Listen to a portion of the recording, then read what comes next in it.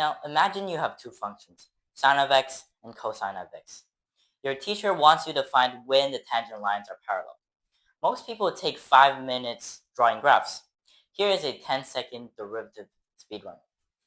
So if we were to find when the tangent lines are parallel, that means that the two tangent lines should have equal slopes, which means that the derivatives needs to be equal.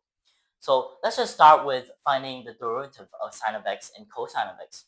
Now for the sake of this video, just remember a rule, okay? So the derivative of sine of x is equal to cosine of x.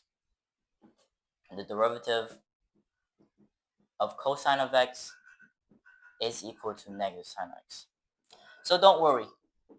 In the next video, we will be proving these derivatives. So let's start by taking the derivative of f prime of x, which is by the rule cosine of x. And we have g prime of x, which is equal to negative sine of x. Okay.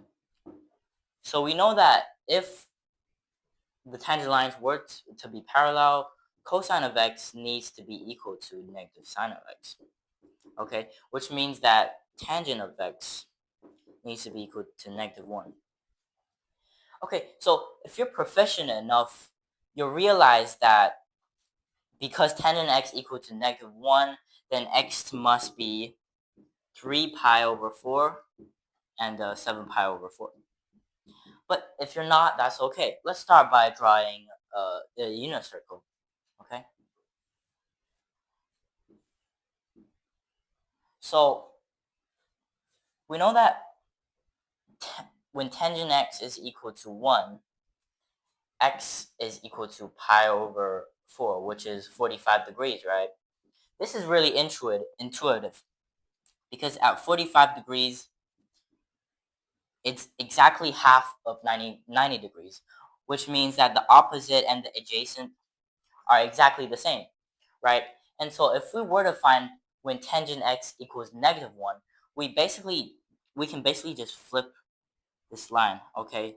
So that means that the two values we're finding is in the second quadrant and the fourth quadrant. So how exactly are we going to find these values?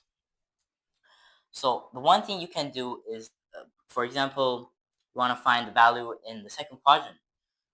You know that this is pi over 4, okay? And you know that this is pi.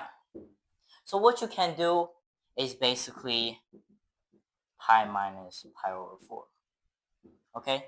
The same thing as the value in the fourth quadrant. You know that this is pi over 4, and this is 2 pi.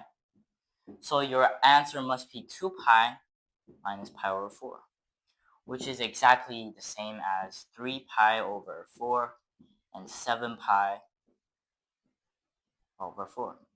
Okay? And so that are the two x values of the question we're trying to find.